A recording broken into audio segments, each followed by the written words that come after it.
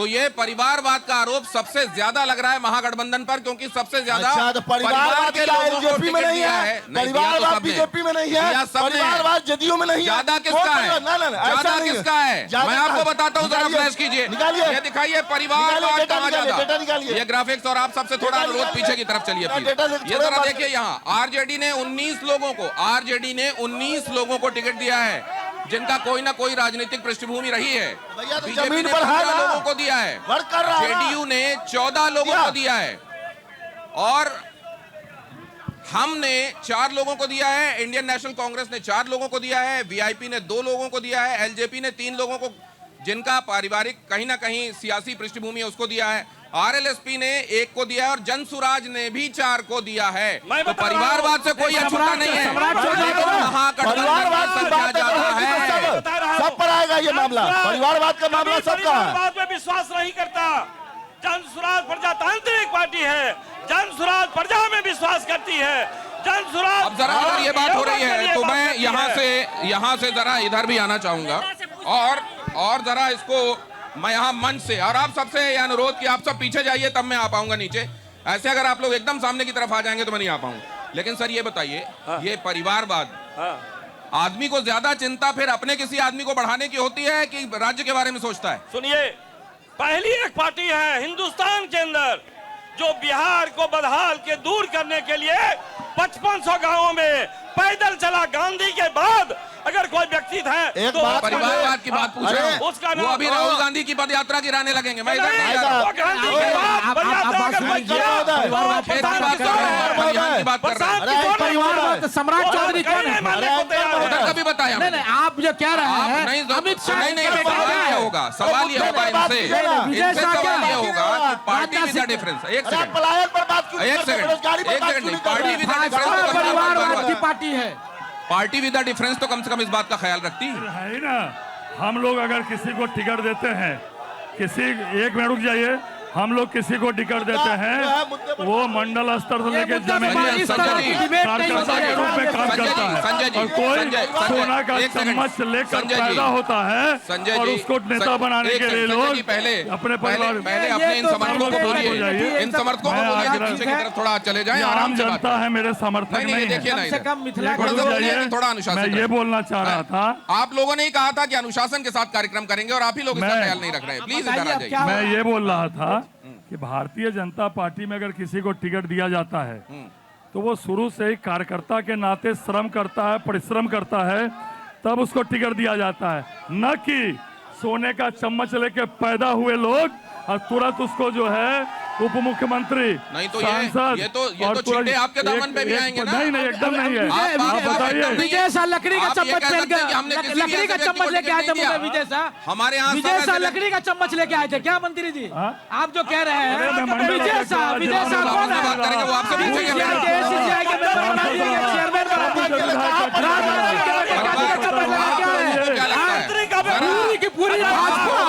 परिवारवाद की पूरी पार्टी हो गई है। क्या परिवार में ख्याल किया जा रहा है? बहुत बार ये दलील दी जाती है। लग रहा है अमित शाह अपने बेटों को लकड़ी का चम्मच देकर पैदा किए हैं। बिहार के शब्दों का चयन जो कर रहे हैं, मान लीजिए इस तरह की डिबेट नहीं है, इस तरह में तो मुझको फिलहाल आज पूरे बिहार में हमने एक संकल्प लिया है, बेरोजगारों को रोजगार देंगे, महिलाओं को बिहार के चुनावों में अपराधियों को विकास की बढ़ाएंगे। हमारा संकल्प है बिहार शांत हो जाइए प्लीज, शांत हो जाइए, शांत हो जाइए, तरक्की होगी, हमारा यही संकल्प है और हम करेंगे। और भारतीय जनता पार्टी से बिहार को बचाएंगे। जो पार्टी चाहती है नफरत के उससे पहले जरा मुझे यहाँ जाना पड़ेगा। एक सेकंड भाई साहब, इन लोगों ने ये देखिए, जब ये शोर शराबा आप देख रहे हैं, कोई मंत्र पाठ कीजिए कि लोग थोड़ा शांत हो। आइए जरा, जनता पार्टी ने आइए, हम देश को बचाएंगे।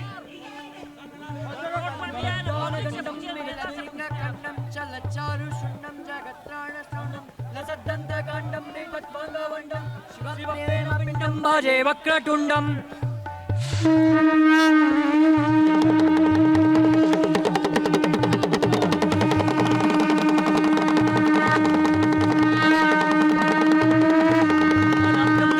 परम तत्तमर्दम शिराकारमेकं तुरीयं त्वमेवं हरिब्रह्ममिर्दं परब्रह्मरूपं मनोवागतीतं महशैवमीदे स्वसेवा समायास देवासुदिन्दा नवन्नौरि मन्दारमालाभिषिक्तिं नश्चाभि शम्भो पवम्बोरुहं ते पवम्बोरि पीतं भवानी विभाव्यम्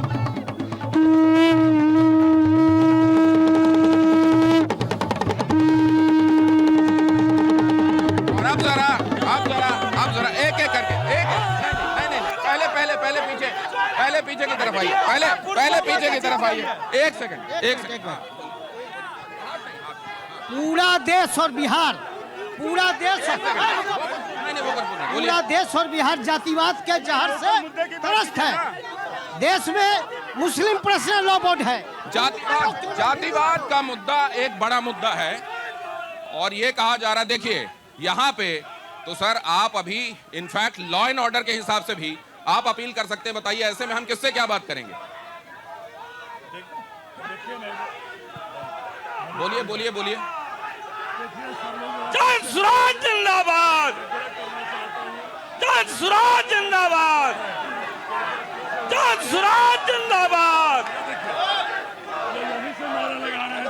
आपको भी अपने लोगों को बोलना पड़ेगा, अपने लोगों को आपको बोलना पड़ेगा शांति व्यवस्था के लिए, और नहीं तो क्या आप ये बताइए इस तरह में कोई सार्थक चर्चा हो सकती है क्या? इस तरह में किसी की बात मैं शामिल कर सकता हूं क्या? आप ये सोचिए, मेरी जगह आइए और सोचिए, इस तरह की स्थिति में आपके पास एक के पास आ सकता हूं क्या?